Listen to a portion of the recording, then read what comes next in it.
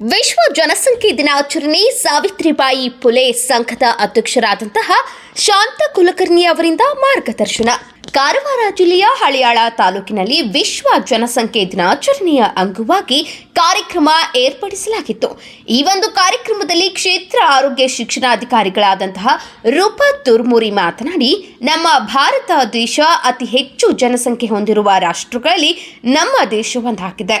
ಹೀಗಾಗಿ ಅತಿ ಜನಸಂಖ್ಯೆಯಿಂದ ದೇಶದಲ್ಲಿ ಆಹಾರ ಬಾಧ್ಯತೆ, ನಿರುದ್ಯೋಗ ಸಮಸ್ಯೆ, ಆರ್ಥಿಕ ಸಂಕಷ್ಟ, ಕುಡಿಯಲು ನೀರಿನ ತೊಂದರೆ ಹೀಗೆ ಹಲವಾರು ಸಮಸ್ಯೆಗಳು ಎದುರಾಗುತ್ತಿವೆ.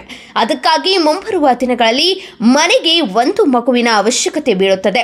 ಆದ ಕಾರಣ ಪ್ರತಿಯೊಬ್ಬರೂ ಜವಾಬ್ದಾರಿಯಿಂದ ಯಾವುದೇ ಕ್ಷೇತ್ರದಲ್ಲಿ ಉತ್ತಮ ಕಾರ್ಯವನ್ನು ನಿರ್ವಹಿಸಬೇಕೆಂದು ಮಾರ್ಗದರ್ಶನ ನೀಡಿದರು. ಈ ಒಂದು ಕಾರ್ಯಕ್ರಮದಲ್ಲಿ ಇಲಾಖೆಯ ಅಮಿತ್ ಕುಮಾರ್ ಅಪ್ಪನವಡ್ಡರ್, ರೂಪಾ ಹಾಗೂ ಜಿಒಜಿ ಕಾಂಗ್ರೆಸ್ ಮುಖಂಡರು ಮತ್ತು ಸ್ಥಳೀಯರು ಈ ಕಾರ್ಯಕ್ರಮದಲ್ಲಿ ಉಪಸ್ಥಿತರಿದ್ದರು. ಹಾಗೂ ಅವರೇನಂದರೆ ಎಲ್ಲ ಅಧಿಕಾರಿ ವರ್ಗದವರೇ, ತಾಯಂದಿರು ಮತ್ತು ನನ್ನ ಆಶಾ ಕಾರ್ಯಕರ್ತರು, ಇವತ್ತೊಂದು ದೊಡ್ಡ ಕಾರ್ಯಕ್ರಮ. ಆ್ಯಕ್ಚುಲಿ ನಾನು ಇಡೀ ತಾಲೂಕಿನಾದ್ಯಂತ ಎಲ್ಲಾದರೂ ಮಾಡ್ಬೋದಿತ್ತು, ಆದರೆ ನಾನು ನಿಮಗೋಸ್ಕರ ಈ ಒಂದು ಕಾರ್ಯಕ್ರಮವನ್ನು ನಿಮ್ಮ NGOದಿಂದ ಇಲ್ಲಿ ಮಾಡೋಣ ಅಂತ ಅಂದ್ಕೊಂಡ್ವಿ. ನಿರೀಕ್ಷೆ ಮಾಡಿದಷ್ಟು ಜನ ನಮಗೆ ಸಿಗಲಿಲ್ಲ, ಪರವಾಗಿಲ್ಲ. ನಾನು 100 ಮಂದಿಗೆ ಹೇಳೋದನ್ನು 10 ಮಂದಿಗೆ ಹೇಳಿದ್ರು ನಾನು ಸಂತೋಷ ಪಡ್ತೇನೆ. ಯಾಕಂದರೆ ಈ 10 ಮಂದಿ ಎಲ್ಲ ಇನ್ನ 100 ಮಂದಿಗೆ ನೀವು ಹೇಳಿ ಕವರ್ ಮಾಡ್ತೀರಿ ಅಂತ ಅಂದ್ಕೊಳ್ತಾ, ಇದು ಒಂದು ವಿಶ್ವ ಜನಸಂಖ್ಯಾ ದಿನಾಚರಣೆ ಒಂದು ಮಹತ್ವದ ಕಾರ್ಯಕ್ರಮ. ಯಾಕಂದ್ರೆ ನಮ್ಮಲ್ಲಿ ಏನಂತಂದ್ರೆ ಜುಲೈ 11ರಿಂದ 1987ರಲ್ಲಿ ಸುಮಾರು 500 ಕೋಟಿ ಜನಸಂಖ್ಯೆ ಇದ್ದಂಥ ನಮ್ಮ ದೇಶ ಇವತ್ತಿನ ದಿನ 142.86 ಕೋಟಿಗೆ ಬಂದು ನಿಂತಿದೆ.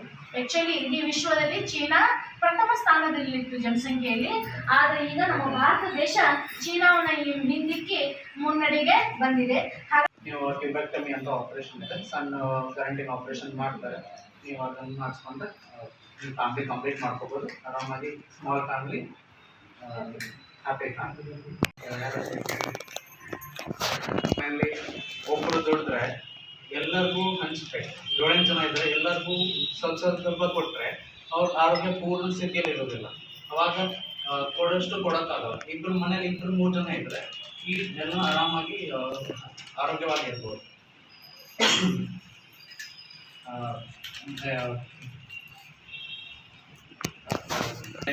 ಮದುವೆ ಮಾಡಿ ಅಂತ ಹೆಣ್ಮಕ್ಳಿಗೆ ಅಂತ ಕಾನೂನು ಬಂದಿದೆ.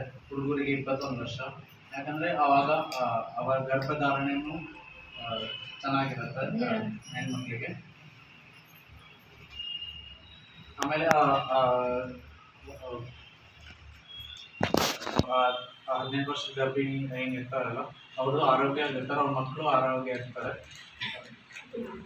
ಚಿಕ್ಕದಾಗಿರುತ್ತೆ, ಇದಾಗಿರುತ್ತೆ.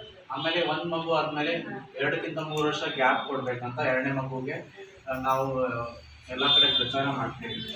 ಯಾಕಂದರೆ ಅಷ್ಟೊತ್ತಿಗೆ ತಾಯಿಯಲ್ಲಿನ ಗರ್ಭ ಪ್ರಿಪೇರ್ ಆಗಿರುತ್ತೆ. ನೆಕ್ಸ್ಟ್ ಪೂರ್ಣವಾಗಿ ನೆಕ್ಸ್ಟ್ ಮಗು ಆಗಲಿಕ್ಕೆ ತಯಾರಿ